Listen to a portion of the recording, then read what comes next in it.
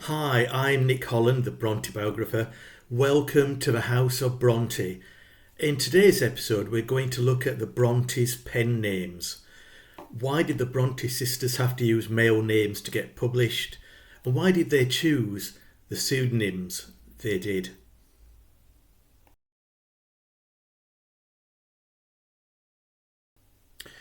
Everyone knows the name Charlotte Bronte. Everyone knows Emily Bronte. Everyone knows, a lot of people know Anne Bronte. More people should know Anne Bronte, but everyone knows the Bronte sisters. Their name, 200 years after their lives, is more famous, more renowned, more celebrated than ever. But that would have been a huge surprise to the Brontes themselves, because when they took their first steps on the road to being published writers, they couldn't have dreamt that all these people would know who they were, because they didn't think anyone would know who they were. They didn't use their own names. They hid behind masks of anonymity. So that's what we're going to look at today. Why did they choose to go down the route of using pen names? Now, the pen names they used were Currer, Ellis and Acton Bell.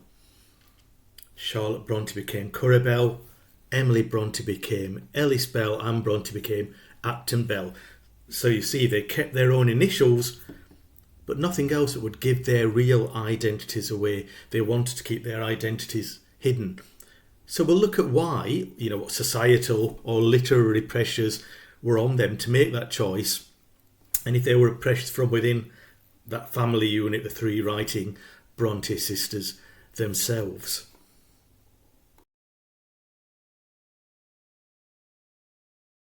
Charlotte Bronte was the oldest of the three writing Bronte sisters, but tragically she outlived Emily and Anne. And after her sisters' deaths, she gathered together their novels and arranged for them to be republished by her publisher, Smith Elder. And to go with these publications, she wrote what she called a biographical notice of Ellis and Acton Bell, that is, of Emily Bronte and Anne Bronte. And in this little introduction, she goes into how their books were published, and she also goes into why they used pen names. We'll see what pen names they used and how that came about in this episode. So Charlotte Bronte, in this biographical notice, writes, "We, Charlotte, Emily and Anne, we did not like to declare ourselves women because we had a vague impression that authoresses are liable to be looked on with prejudice." At that time, society was very patriarchal, even more so than now, and a lot of the writers were men. A lot of the leading writers of the time, often from exalted backgrounds. The Brontes were from really lower middle class backgrounds, but they had a huge talent, so they had that in their favour. But how could they be published? They'd have to write to publishing houses. And Charlotte realised that if they put, oh yeah, here we are, Charlotte, Emily and Anne Bronte, at a time when nobody knew that name, they might just be passed over simply because they were women or they had women's names. So they decided to use male pseudonyms, Currer, Ellis and Acton. Now there might be another reason as well, and to look into that reason we have to look at how this first Bronte book came to be published.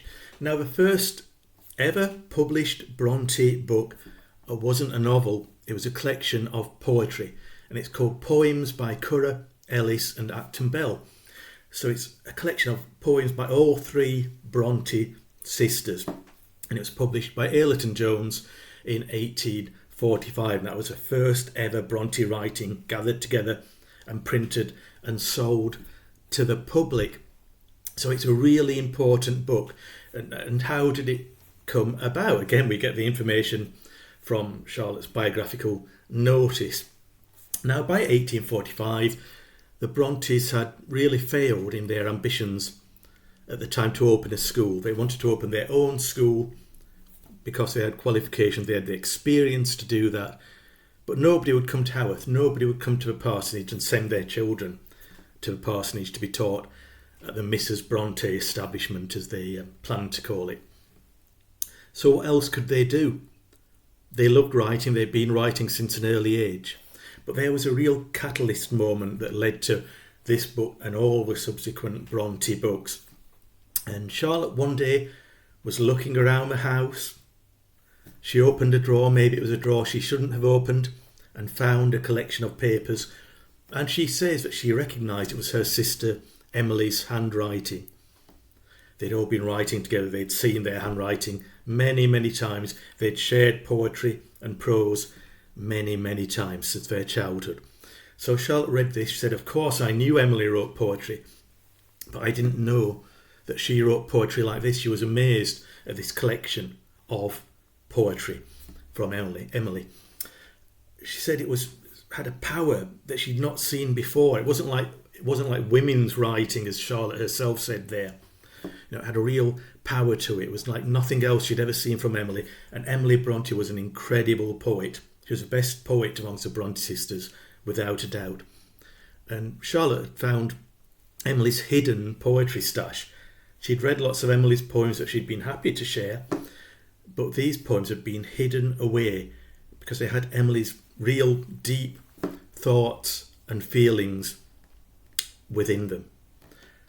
And so when Charlotte approached Emily and said, look, we should get these published. These are amazing. Emily went absolutely berserk. She was normally a very, very quiet woman. Not necessarily with her family, but with outsiders. She was very, very shy, quiet and reserved. But she wasn't quiet or reserved on this occasion. She went absolutely mad. If you've seen a great drama series, To Walk Invisible, you might remember Chloe Pirrie as Emily, going absolutely wild at Charlotte Bronte. And I think that's probably what happened. Certainly Charlotte said Emily was very angry, and it took Anne's intercession to calm Emily down. Anne and Emily Bronte were very, very close. Emily really loved Anne Bronte, so her words to Emily calmed her down.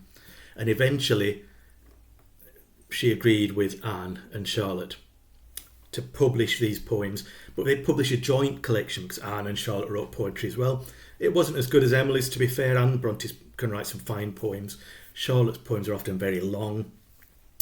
But they decided to gather their work together and try to get them published. What had they got to lose?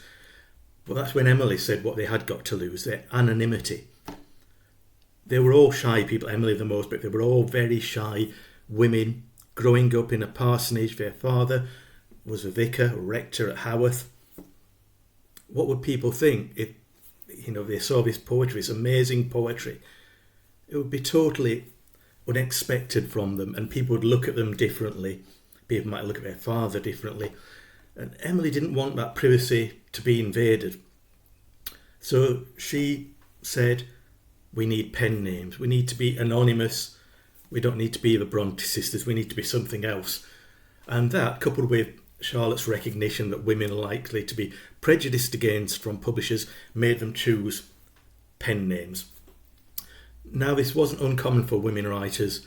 At the time, Jane Austen, what an amazing writer, perhaps the world's most celebrated writer today. She was a generation before the Bronte sisters. She'd been published anonymously.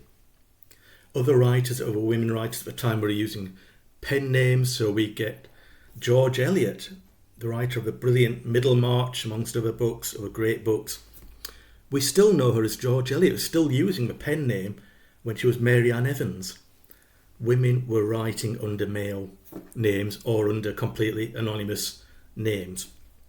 And that's something that Virginia Woolf looked at in her brilliant book, essay, A Room of One's Own. But that's another subject. That's a great book to look up. So they chose pen names. They must have had a good thing. They'd have walked around the dining table in Haworth, which they liked to do, thinking of names. So how did Charlotte Bronte pick Currer Bell? How did Emily Bronte pick Ellis Bell? How did Anne Bronte pick Acton Bell? They didn't pluck the names out of thin air. They meant something. And that's what we'll look at next.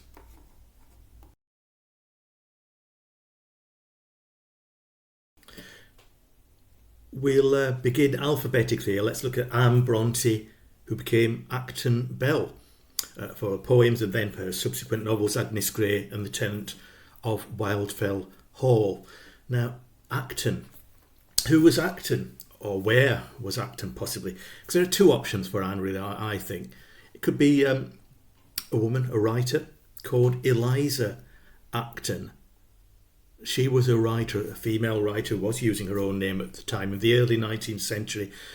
She was a cookery writer, but she wrote poems as well. They were being published in some of the literary magazines that we know the Bronte sisters read, passed down from their Aunt Bramwell and passed down from her father, Patrick Bronte. So she could have named herself after Acton. Acton Bell could have named herself after Eliza Acton. She might have been a fan of hers. But there's another Acton, a place, Acton Castle, which is in Cornwall. It's near Penzance. It's near where Anne's mother grew up and where her Aunt Bramwell, who became a second mother to her, grew up. Now, Anne never really knew her mother. She died when she was just a year old, when Anne was just a year old. So Aunt Bramwell, Elizabeth Bramwell, became a second mother, and she travelled up from Penzance near Acton Castle. Maybe she'd heard her aunt talking about Acton Castle. Maybe she'd mentioned that her mother had been to Acton Castle. So that might have stuck in Anne's mind. And when she was looking for a word beginning with A, so she could keep those A-B initials, maybe Acton came first to her for that reason.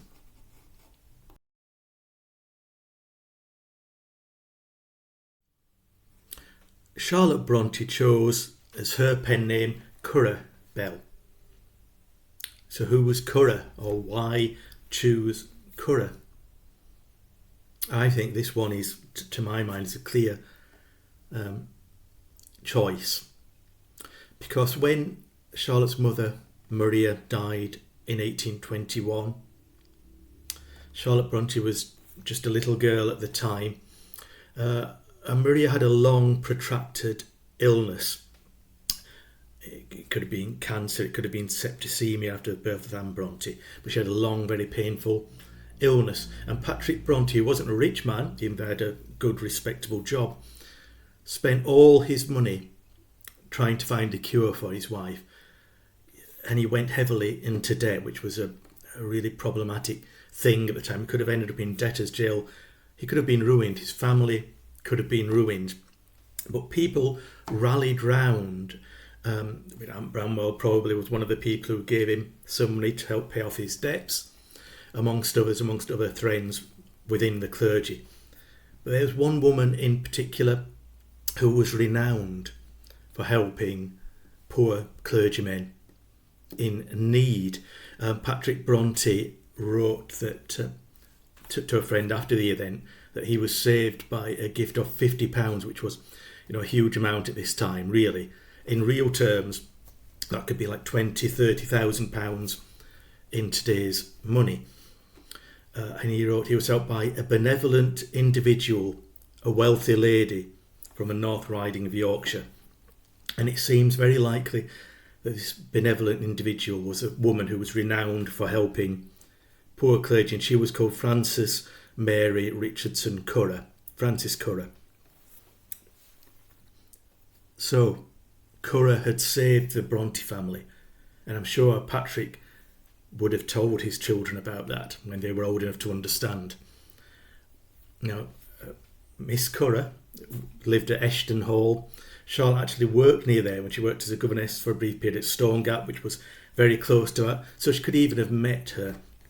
But really, I think, Frances Mary Richardson Currer was, the original of Currer Bell, the original of the name. At least it was Charlotte's tribute to a woman who'd given up a lot of money to help her father and her family, who'd given up lots of money to help lots of good causes. A really good, kind, wealthy individual. So I think that is the origin of the name Currer Bell. So then we're just left with Ellis Bell. Who was Ellis?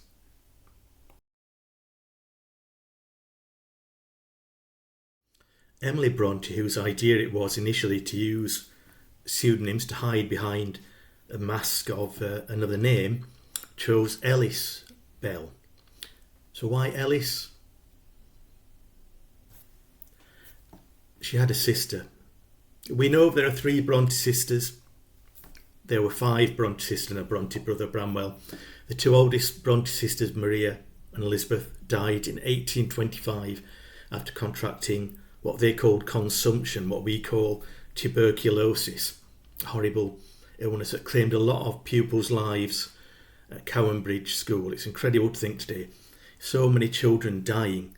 That would be a national scandal today. Then it was all too common, especially at schools like Cowan Bridge. Charlotte Bronte never forgot Cowan Bridge. She reproduced it as Lowood in Jane Eyre. But Emily was also at Cowan Bridge, as was Charlotte. Anne was too young. Emily was at Cowan Bridge just for a short period. She was treated well because she was the youngest person by a long way in the school, and all the staff really liked her. They called her the pet nursling of the school. But she had to watch her sisters growing ill and dying and being sent home to Haworth to die. School children being sent home to die. And I think she may have had a special affinity for the second born Bronte child, Elizabeth Bronte. We know Elizabeth was a very practical young child.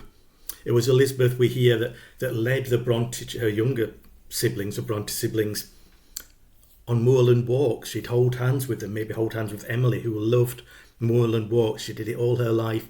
She could walk up to 40 miles in a day across the moors without modern walking boots. So in those early days, perhaps it was Elizabeth holding little Emily's hand, walking her on the moors, being kind to her in a myriad of ways. Emily Bronte never forgot a kindness done to her. She and her sisters Anne and Charlotte were now embarking on a writing adventure. Elizabeth Bronte and Maria had never had a chance to grow up, never had a chance to write. But I think maybe Emily wanted Elizabeth to be remembered. And so Elizabeth. I think Ellis is a shortened form of Elizabeth, and that's why she chose Ellis Bell.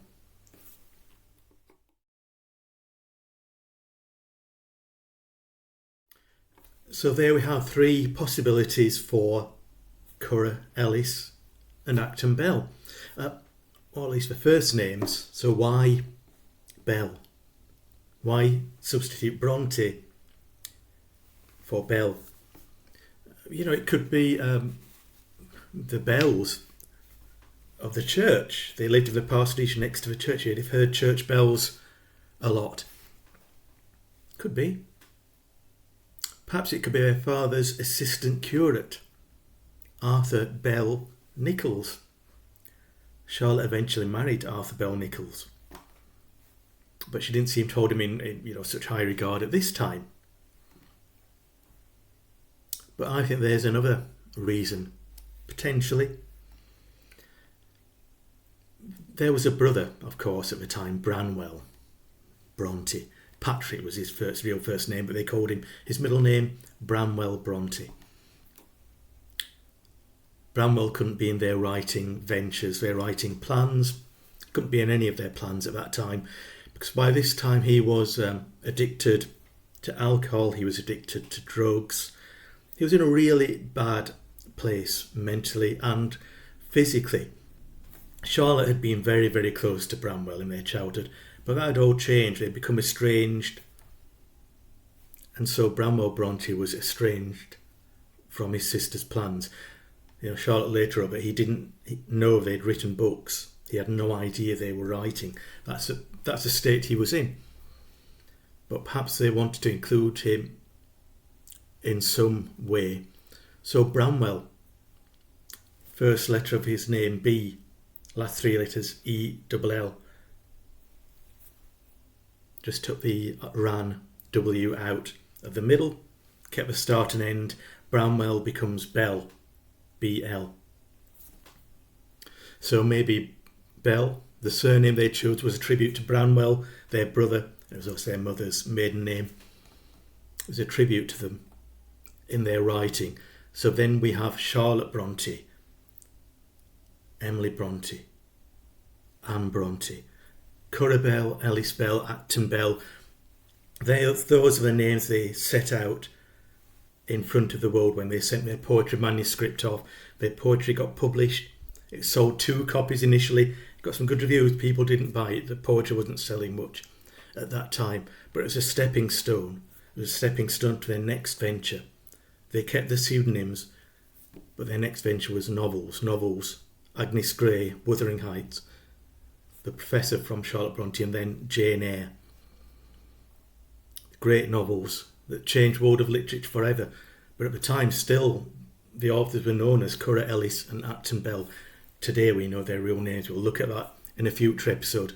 But yes, that's the origin, I believe, of Currer, Ellis and Acton Bell. If you've got other ideas, you can comment below or contact me. But please, if you like this episode of the House of Bronte, like it, subscribe, share it, and keep coming back for more Bronte news, views and opinions on this amazing family. Thank you.